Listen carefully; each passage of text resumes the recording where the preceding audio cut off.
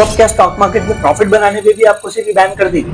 ऐसा ही हुआ जेन स्ट्रीट के साथ, जो कि एक यूएस की प्रॉप ट्रेडिंग फर्म है। उसने इंडिया के स्टॉक मार्केट से 44,000 करोड़ का प्रॉफिट बनाया और उसमें से 4800 करोड़ का प्रॉफिट सेबी इलीगल बता दिया और उसी के चलते सेबी अभी उसको स्टॉक मार्केट से बैन कर चुकी है। और ये जेन स्ट्रीट सेबी के हाथ में तब आया जब इन्होंने एक ही दिन में 734 करोड़ का प्रॉफिट बना लिया। इन्होंने करा क्या कि मॉर्निंग में बैंक निफ्टी के जो बड़े बड़े स्टॉक्स होते हैं उनको बाय कर लिया भर भर के।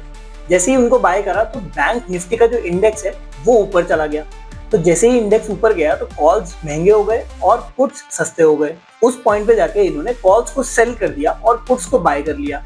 और फिर इन्होंने स्टार्ट करा सेकेंड हाफ का गेम, जिसमें इन्होंने बैंक निफ्टी के जो भी स्टॉक्स खरीदे थे उनको सेल करना स्टार्ट कर दिया भर भर के। अब जैसे ही वो सारे स्टॉक्स को सेल करना स्टार्ट किया तो बैंक निफ्टी का जो इंडेक्स था वो पूरा नीचे मूव करना चालू कर गया। अब इन्होंने कॉल्स को सेल करा था उसमें भी प्रॉफिट आया, इन्होंने पुट्स को बाय करा था उसमें भी प्रॉफिट आया। तो इनका एक ही दिन का प्रॉफिट 734 करोड़ का हो गया।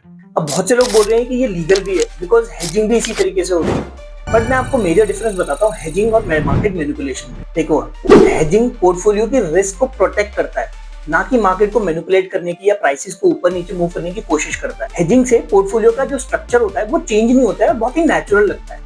बट मार्केट मैनिपुलेशन के टाइम यही चीज बहुत ही आर्टिफिशियल नजर आती है और प्राइसेस को मूव करा जाता है डेलिबरेटली। मार्केट मैनिपुलेशन में पोर्टफोलियो का स्ट्रक्चर बहुत ही आर्टिफिशियल सा लगता है और उससे दूसरे लोगों को मिसलीड होता है। अब न्यूज में ऐसा चल रहा है कि जो 5,000 करोड़ का प्रॉफिट है वो तो जेन स्ट्रीट से ऐसे ही वसूल लेगी सेबी, लेकिन जो रिटेल इन्वेस्टर है जो मिसलीड होकर इसमें एंटर करा है उसका तो लॉस हो चुका, वो तो हायर प्राइसेस दे चुका। और इन्हीं चीजों की वजह से सेबी ने फ्यूचर्स एंड ऑप्शंस में अभी रिसेंटली ही रेगुलेशंस लाए हैं, जहां पे बहुत ही छोटे और रिटेल इन्वेस्टर्स को एंट्री मना कर दी है सेबी ने। सिर्फ बड़ा प्रॉफिट करने से ही सेबी पीछे नहीं पड़ती है, सेबी ढूंढती है द रॉन्ग इंटेंट। अगर आपका इंटेंट गलत है और आप मार्केट मैनिपुलेट या उसे मिसलीड करने की कोशिश कर रहे हो, तब सेबी आपको बैन करेगी और आपको चार्जेस लगाएगी। अच्छा लगा तो लाइक कर देना और फॉलो करना मत भूलना।